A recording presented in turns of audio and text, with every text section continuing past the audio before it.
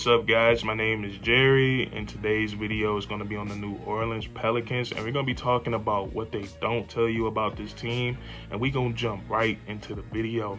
Now, the New Orleans Pelicans, this is not your typical AFC, and it seems like the media and other NBA fans think that the Phoenix Suns should beat them easily just because they're the AFC, and that is not the case. And I know the Pelicans got off to a 1-12 start. They were even 3-16 at one point this season, but this is a team where their record does not define them, and I would say they are a much better team than what their record shows, and I would say they're also a more dangerous team than what their record shows. And this is just an organization that dealt with a lot of hardship this season. Their two best players dealt with a lot of injuries. Brandon Ingram, he only suited up for about 50-something games, and he almost missed 30 games on the season. Zion Williamson, a guy that puts up 27 points and 7 rebounds, they didn't get to see that at all this season, and it shows in the record. But once Brandon Ingram started to get healthy, they made the CJ McCollum trade. The New Orleans Pelicans looked like a completely different team, and they were able to be more competitive, and they were able to squeeze right into the playoffs. And now we're seeing how good this team is when they're fully healthy, and it all starts with Brandon Ingram. Brandon Ingram has been really great really since the start of the play-in tournament, and he continues to lift this team higher and higher. And we've seen him put on that crazy game in game 2 where he had 30+ points, 11 rebounds, and 9 assists. And I feel like when a player at Brandon Ingram's age, at age 24, when he has that type of game, it takes their confidence level to a whole new level. And now we've seen how he followed that up with the next 2 games, continuing to put up 30+ a night, and he's just looking like he's ascending right before our very eyes. He's about to take that next level from star to superstar, and he's looking like the best player on the court, and he just looks unstoppable at times. And Brandon Ingram is just really out there. He's taking his time. There's really no rush in his game right now, and he's getting to his spots. And B.I., he's a guy that does not like to take a lot of three-point shots. He doesn't really take many threes until he gets into that rhythm. But what he does is he gets the ball in the pick and roll. He operates a lot out of the pick and roll, and he gets to those spots in the mid-range.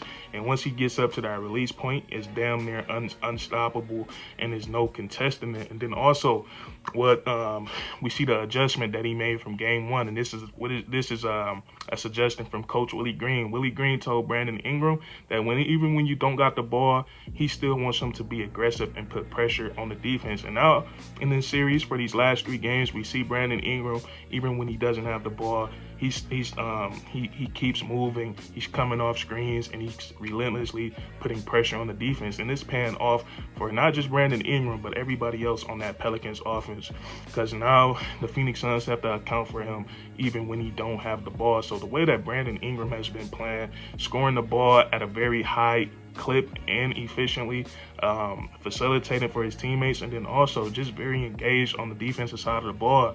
Brandon Ingram, he doesn't even have to try that hard on defense just because of his size and length. He can play the passing lanes. He can just put a hand up, and he would be very disruptive. And then he's also hitting the boards very hard. And then also, I think what's made the New Orleans Pelicans so much more competitive is getting a guy like CJ McCollum.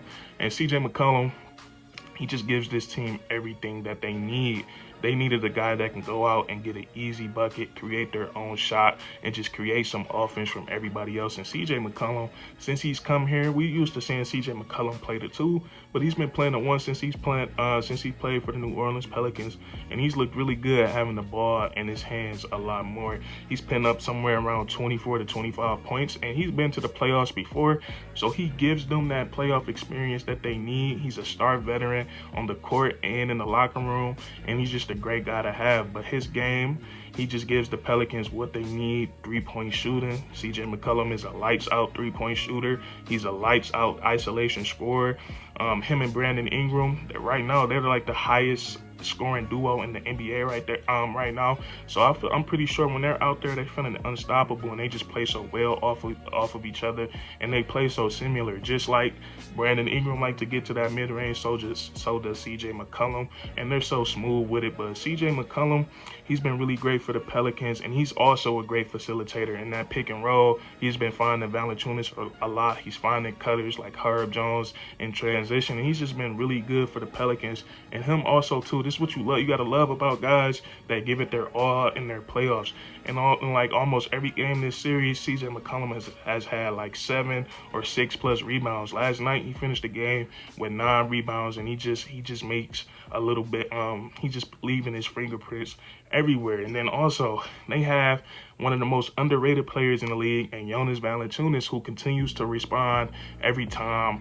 Every time DeAndre Ayton responds, so does Jonas Valanciunas, and he played a really solid game last night, scoring 20+ points, grabbing 10+ rebounds, and he got a lot of momentum buckets for the New Orleans Pelicans. Whenever the crowd was seen to get out of it, he would make a great move on the other team's big man. He would get to the foul line, getting and ones. He hit a big 3 that got the crowd into it. And Jonas Valanciunas just played a very solid game last night. And I think where Pelicans fans should be the most excited is how competitive and how great these young rookies are playing. These rookies, specifically Herb Jones and Jose Alvarado, those 2 guys are looking like veterans out there. And what I like about them, their main assignment yesterday was guarding Chris Paul. And Chris Paul, I believe he only finished the game with 8 shot attempts and only 4 points. And for most of that game, he was being guarded by Herb Jones and Jose Alvarado, and they was just a pest on CP3 all night last night, especially Herb Jones. He made it rough on CP3 last night, and then Jose Alvarado, he finally got his signature steal off on him, and a lot of people said he wouldn't do that on Chris Paul, but you know, he proved everybody wrong, and they just been playing some pretty solid defense. And then Herb Jones, once he becomes a consistent offensive threat, he's going to become one of the best players in the NBA. As a rookie right now, he's looking like he might make second team all defense, and this is a 2nd round draft pick that we're talking about. But even right now, his offensive game is very solid. He knows when to cut, he can put the ball on the floor, and he's starting to get better at finishing with his offhand. So we just see constant improvements from him. But these 2 guys do not look like rookies at all. They're so calm, they're so composed. And the same thing with Jose Alvarado.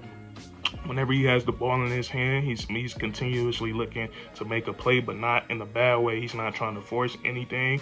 And you could tell that Coach Willie Green just does a great job with these guys, and he also deserves a lot of credit to how competitive this team is right now, because we look at the way the season started for them, 1-12, 3-16, and he found a way to figure it out. He found a way to keep that fire in his team, because a lot of GMs, they see the team start off like that, they probably suggest, like, they could have decided to sit Brandon Ingram for the rest of this season and try to tank for a lottery pick. But Coach Willie Green kept that fire in his players, and not only can Coach Willie Green coach within the locker room, but he can also coach on the floor as well. We've seen him make many adjustments in this series. We've seen him go small in a couple of games. We've seen him go big and playing Larry Nance and Jonas Valanciunas together. So he's showing that he's not scared to switch it up and make adjustments. And then he just let his players know what he needs from them, and they respond well to his positivity. So with all this, man, with these young developing rookies, a veteran star in CJ McCollum, an ascending superstar and Brandon Ingram, once Zion Williamson comes back, and whatever they do with their draft pick next year, the New Orleans Pelicans, I'm telling you, this is not your typical, this is not an average 8th seed.